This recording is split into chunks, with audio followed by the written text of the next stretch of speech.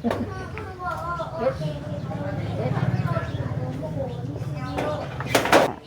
ากความคิดตอนนั้นเนาะบ่ได้คิดดอกว่าสิได้อันแบบโครงใหม่หรือว่าเฮ็ดทรงใหม่นะความคิดไว้ตอนนั้นว่าเฮือนเฮามันหัวคิดความคิดในใจมีแต่ว่าสิซื้อหลังคามันมาเปลี่ยนซื้อไม่ตอกก็สิเอาไว้คือเก่าหั่นนะเอาไม้แบบเก่าเฮ็ดทรงเก่าทรงเดิมมาแหละกัน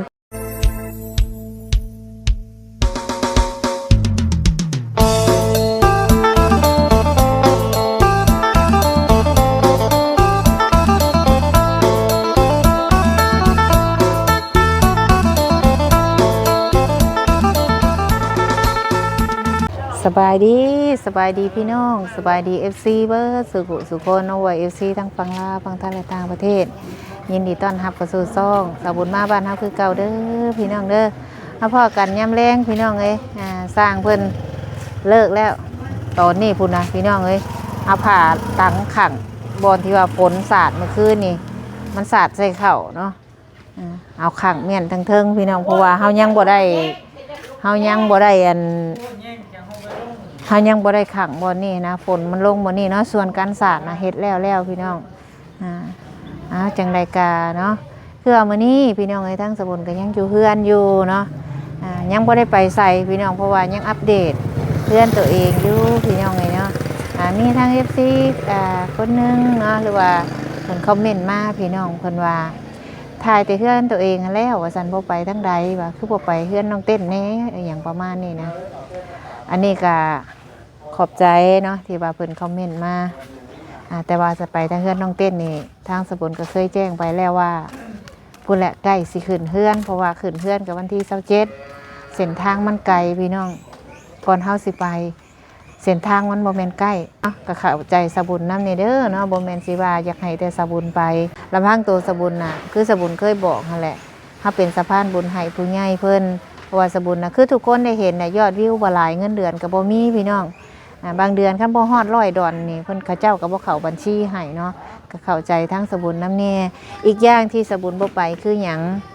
พอทางผู้ใหญ่ที่ว่าเฮ็ดเฮือนให้น้องเต้นน่ะผู้ใหญ่ที่เพิ่นนั่นช่วยเฮือนน้องเต้นก็เพิ่นก็มาช่วยเฮือนนั่นของสบุนนี่ก็ที่บ่ไปก็คือทางผู้ใหญ่เพิ่นบอกว่าบ่ให้ฟ้าวไปก็อย่าให้เบิ่งสร้างเฮ็ดเฮือนเฮาก่อนเพื่อสร้างเพิ่นต้องการอยากได้อันใดเฮาก็สิได้ซื้อให้เพิ่นทันเนาะที่เฮาบ่ไปทั้งสบุนก็อยากออกไปทั้งนั้นทั้งนี้อยู่แต่ว่าต้องเบิ่งสร้างซะก่อนนะเพราะว่าอันใดที่มันบ่พอเนาะสร้างเพิ่นต้องการเฮาก็ต้องไปซื้อแล้วก็ทางผู้ใหญ่เพิ่นก็อยากให้ทางสบุนนี่เบิ่งงานทางเฮือนเฮานำก็สิบ่ได้ไปวันบ่แม่นใกล้ได้พี่น้องสบุนออกจากบ้านนี่ 8:00 นนี่ฮอดพุ่นนี่ 11:00 นคันออก 8:00 นคันออก 9:00 นนี่เที่ยงหรือบ่ายโมงก็สิฮอดบ้านน้องเต้นทางมันบ่ได้ไปใกล้คือไปเซโนเนาะ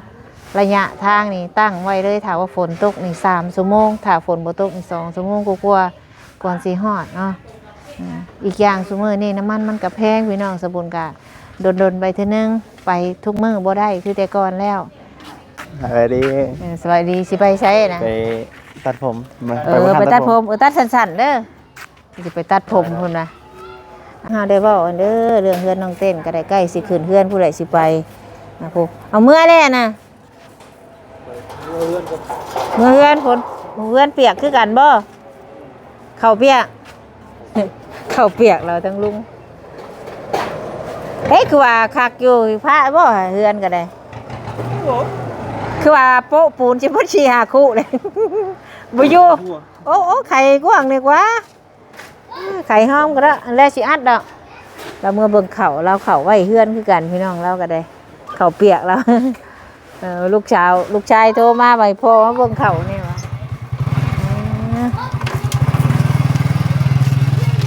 โอ้ยเบิ่งไงเพิ่นเฮ็ดกันฝนไว้พี่น้องเอาผ้าตังขึ้นไปขังไว้นะบัดมันมามันสิบ่ตีปั้วบ่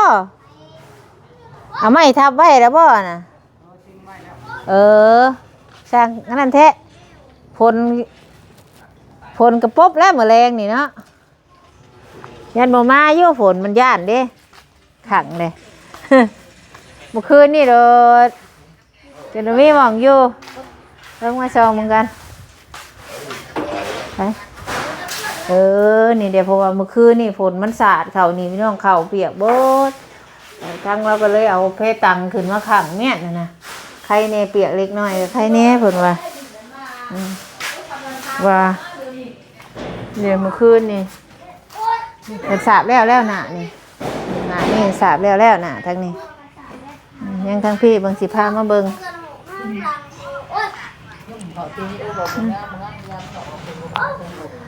พี่น้องเอ้ยโอ้ใช่ที่เฮาเฮ็ดนี่เฮาบ่ได้ว่าให้มันงามทั้งหลังพี่น้องเพราะว่าเฮาเฮ็ดกันศาสตร์เฮ็ดกันไว้ปีหน้าปีในมีเงินมีคำเฮาจังต่อออกมาบ่มีเฮาก็การเมียนสิได้คันเฮาบ่เฮ็ดฝนมันก็เข้าพี่น้องเอ้ยว่าเฮือนเฮาทางนี้มันสูงกว่าตัวนี้เฮาก็การเมียนฝนมาแล้วก็เข้าไผสิว่าได้ก็ย่าไผสิว่าขี้ไล่ก็ย่าเขาคะแนนฝนจะเข้าใส่เฮือนเจ้าของเปียกเงินพอสุกไส้แล้วไปปัดนี่เนาะปัดเศษเล็กลงมาเราอยู่ทางเพื่อนคนละคนก็ขี้ไล่เท่เห็ดย่อมเพื่อนงามจะดีเห็ดย่อมมันเป็นยังพี่น้องมันอยู่ทางหลังเท่ากันฝนไว้เห็นว่าเล็กแต่ปูเก็บลงมานะเบอร์เนี่ยชื่อซิลิโคนมาเลยให้พ่อผมให้กูแล้วบอกมาหยอง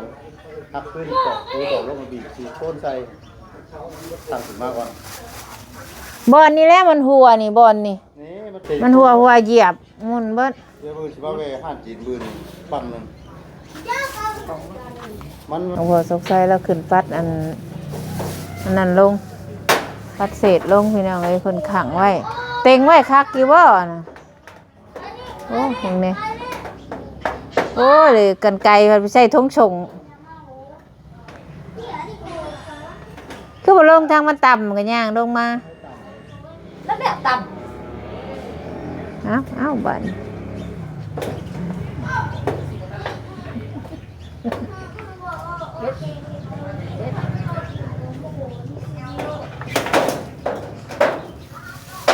เกือบวิทย์สายไฟบ่สายไฟเฮ็ดลงมามันก็สิหัวมองนั่นได้บ่แรงเอาคู่ใบตงมันหน่อยต่อไปทางแปลงก่อนทางแปลงแล้วก็ขึ้นมากอย่างนั้นนะ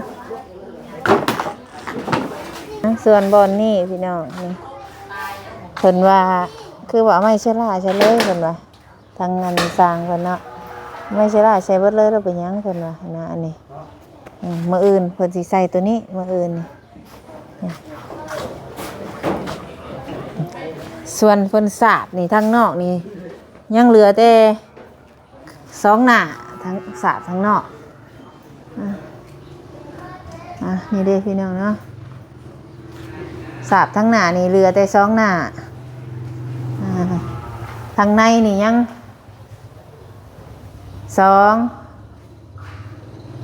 4ยัง5หน้าทางในทางนอกยัง2หน้าทางในยัง5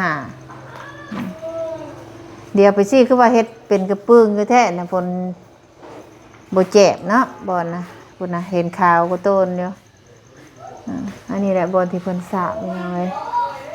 บอลนี่แหละเฮาสิให้พวกชกไส้เอาซิลิโคนมาบีบใส่พี่น้องสิได้เฮือนบ้านนอกบ้านนาเฮาพี่น้องเอ้ยเฮ็ดไปก็ปี10 ปีแล้วก็แตกนี่แหละนี่ยุบย่างเนาะเอาได้ซ้ำนี่ก็ดีใจแล้วพี่น้องเอ้ยเฮ็ดเองนี่บ่มีปัญญาดอกให้เฮาเฮ็ดเองนี่เงินบ่แม่นน้อยเด้อพี่น้องเอ้ยให้เพิ่นสาบแล้วให้เพิ่นยังแล้วเรียบร้อยกันจังสิได้รวมเบิ่งเฉพาะตามที่ไล่เห็นนี่ก็พี่น้องเอ้ยบ่แม่นน้อยได้เล็กนี่ก็ซื้อมื้อนี้ก็500,000เล็กนี่ตกอยู่18ล้าน19ล้านพุ่นแหละเพราะว่าไปซื้อมื้อนั้นก็เสร็จนึงแต่เกิดสร้างเห็นว่ายังบ่พออีกอยู่ยังอาจสิได้ไล่รถเล็กนี่ประมาณ19ล้านเฉพาะเล็ก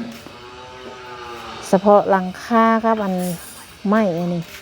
เงินเอื้อยเพิ่นให้มา30ล้านนี่ ยังเหลือแต่6 ล้านเบิด24 ล้านเนาะนี่เฉพาะนี่24 ล้านนี่ตกอยู่เท่าได้24 ล้านก็ตกอยู่ 40,000 40,000ไล่ซะ 40,000พุ่นล่ะเกือบ 40,000พี่น้อง40,000เลยแหละเนาะสมมุติว่า14 ล้านก็ไล่เพื่อเอาซะ 20,00024 40,000โอ้ 40,000ไล่นี่แต่ว่ามันก็กลัวอยู่หรอก 40,000กลัวพุ่นแหละพี่น้องเอ้ยจื้ออยู่ว่ามาเฮ็ดได้จักมื้อแล้วนี่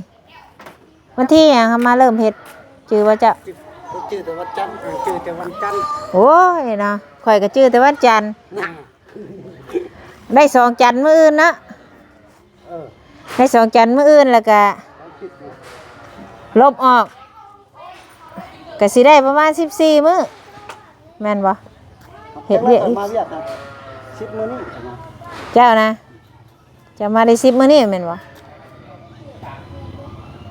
10 มื้อ เรามาเฮ็ดได้10 มื้อแต่ว่าพุ่นนี้เพิ่นพากันมามัดเล็กก่อนหันมื้อนึงเนาะมามัดเล็กก่อนมื้อนึงแล้วเราก็หยุดเมื่อแล้ว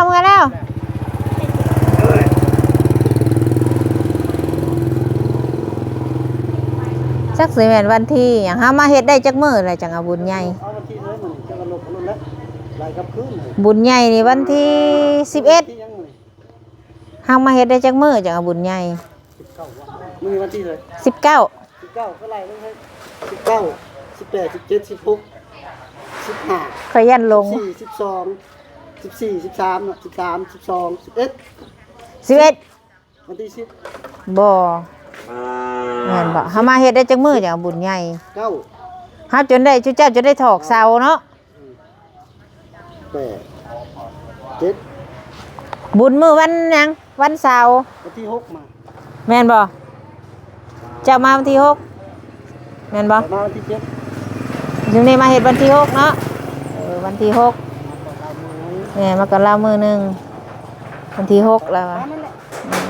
อะไรกับคืนเนาะ ไล่กลับคืนให้ค่อยไล่หลายขึ้นกว่าเก่าว่าค่อยลง 19 18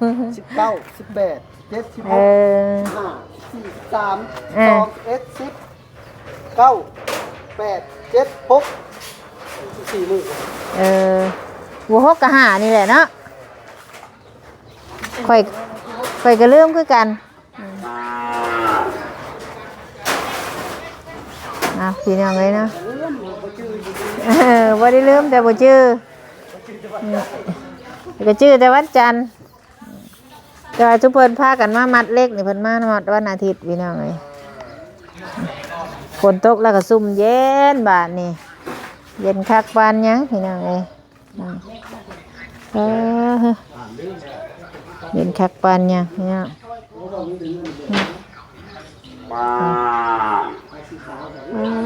อันนี้คือบอนจอดรถเฮาพี่น้องนี่เพิ่นขังไว้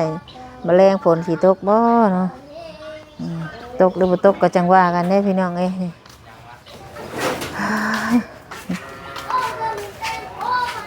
ฝนตกลงมาก็คือเราได้เนาะจะได้กับคนลังออกไปให้ไปหน้าได้นี่คนลังไปหน้าไปบ้านก้าและบ้านเฮาเดือน6ลังสงกรานต์ลังงานบุญใหญ่เดือน6นี่พี่น้องเอ้ยต้นนี้ก็เป็นนี่อย่างเนาะ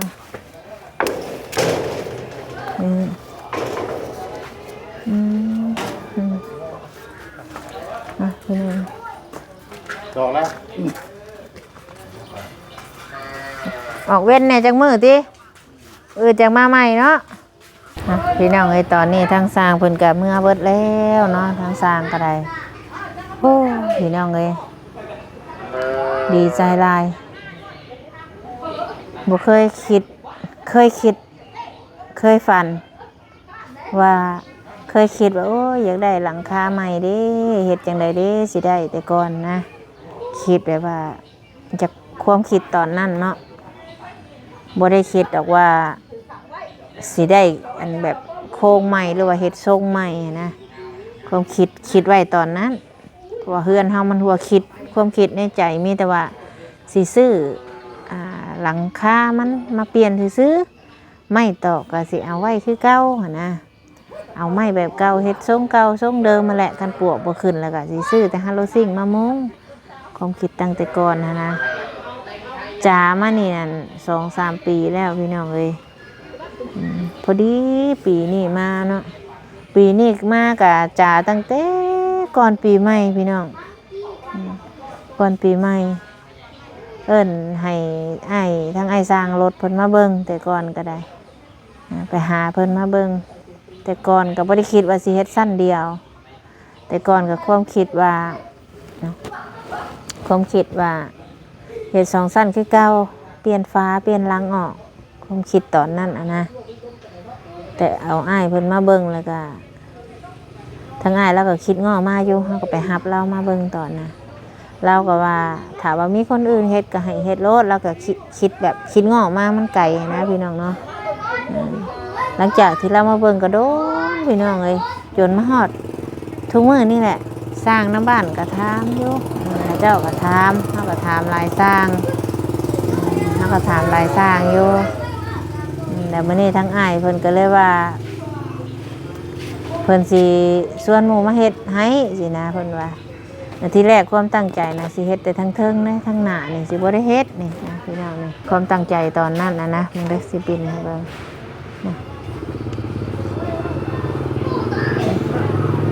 ความตั้งใจเฮาตอนนั้นเนาะเฮาบ่ได้คิดว่าสิเฮ็ดเป็นเฮือนสั้นเดียวเป็นทรงโมเดิร์นนี่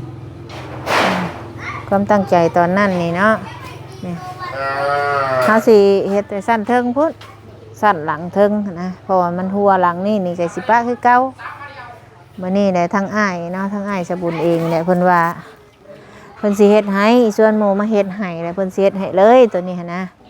ทางอ้ายเพิ่นก็ว่าเพิ่นเฮ็ดเลยทางอ้ายสบุญเนี่ยผู้เพิ่นเฮ็ดสร้างน้ำกันนั่นแหละเพิ่นว่าเฮ็ดทั้งหน้าให้เลยคันว่าเฮ็ดแต่ทั้งหลังในทั้งหน้าบ่เฮ็ดแล้วมันสิบ่เป็นตาเบิ่งมันสิขี้ร้ายล่ะว่าทางสบุญก็เลยทางอ้ายเพิ่นเว้าในนี่ทางสบุญก็เลยเล่าให้ทางอันทางเอื้อยทางอ้ายเพิ่นฟังเนาะทางเอื้อยทางอ้ายเพิ่นก็เลยว่าคือเฮ็ดเฮือนสั้นเดียวเพิ่นว่าน่ะเนาะทางสบุญก็เลยว่าเฮ็ดสั้นเดียวก็อยากเฮ็ดอยู่ทั้งเอื้อยทั้งอ้ายเพิ่นก็ว่าสิเฮ็ดบ่ทางสบุญก็ว่าเฮ็ดอยู่แต่ว่าลำพังโตน้องเองก็บ่มีเงินนะทั้งเอื้อยทั้งอ้ายเพิ่นก็เสนอมาว่ามั่งซะนะแต่เอื้อยสิซอยอยู่ซอยก็ซอยซ้ำเอื้อยซอยได้เพิ่นว่าแนวนี้เนาะเอื้อยทั้งอ้ายก็ว่าซอยซ้ำซอยได้ทั้งสบุญก็ทั้งอ้ายเพิ่นว่าเอาลองเฮ็ดเบิ่งว่าซั่นค่อยเฮ็ดค่อยเป็นค่อยไปว่าซั่นเนาะก็เลยถามค่าสร้างอ้ายเพิ่นก็เลยบอกว่าสิเอาแต่ 25,000สิเอาแต่ 25,000แต่ว่าเพิ่นก็ชวนหมู่มาเฮ็ดว่าคันหมู่มาก็สิมาผู้ดีหมู่ที่ว่ามานํกันก็เลยว่าตกลงมาว่ามาเฮ็ดโครงหลังคา 25,000 เพิ่นว่าบัดแล้วเฮาก็มีต่อเสาขึ้นพี่น้องบ้านนี้มาต่อเสาขึ้นแหละก็ขึ้นอีกนะตะกี้นั่นก็บ่ได้คิดว่าสิต่อหรอกมีแต่เฮ็ดโครงหลังคาซื่อตอนน่ะเนาะเอาจังใดก็แล้วแต่พี่น้องเนาะในตอนนี้ก็เหลือบ่หลายพี่น้องมีแต่เพิ่นสาบแล้วเพิ่นติดอันนี้แล้วก็แม่นว่าจ่ายค่าสร้างเพิ่นเฮาก็ได้เนาะจังใดก็ก่อนอื่นเนาะก็ต้องขอบใจทางเอ้ยน้อยไอทีหลายๆเด้อทางไอ้งวนเนาะที่ยื่นมือเข้ามาช่วยที่ว่าเฮ็ดความฝันให้ทางน้องได้เป็นจริงเนาะความฝันของน้องก็อยากได้หลังคาใหม่ขอบใจหลายๆเด้อทั้งเอื้อยทั้งอ้ายที่ว่าบ่ปะบ่ถิ่มเนาะขอบใจหลายๆแล้วก็ขอบใจทั้งเอื้อยเตี้ยน้ำที่ว่ายื่นมือเข้ามาช่วยอีกแห่งนึงเนาะแล้วก็ขอบใจทางอันไอ้ตู้เนาะที่เพิ่นฝากมามือแรกแล้วก็ขอบคุณทั้งแม่น้องคำสอนน้ำเด้อเนาะที่ฝากเงินมาสมทบซื้อเลขเนาะแม่เนาะขอบคุณหลายๆก็ขอบคุณบัดสุคนเนาะที่ช่วยเหลือทั้งครอบครัวสบุญนะสบุญดีใจแห้งเนาะขอบคุณในรายก็ขอให้อยู่ดีมีแห้งนะปีใหม่มาแล้วก็ขอให้สุขภาพเข้มแข็งความเจ็บบ่ได้ให้ได้ความไข้บ่ให้มีเด้อคิดสิ่งใดก็ขอให้สมความมุ่งมั่นปรารถนาทุกสิ่งทุกอย่างเฮ็ดเวียกการงานอะไรก็ขอให้ประสบผลสำเร็จเนาะสำคัญที่สุดก็คือให้สุขภาพร่างกายแข็งแรงปราศจากโรคภัยไข้เจ็บสาธุให้บุญคำนำสู้เด้อให้อายุมั่นขวัญยืนนะคลิปนี้ก็ขอบคุณ FC ทุกคนที่เบิ่งคลิปให้แล้วก็บ่ขามโฆษณา คอยติดตามแล้วก็ให้กำลังใจตลอดมาเนาะอำลาพระจากพี่น้องพ่อกันคลิปหน้าเด้อสำบายดี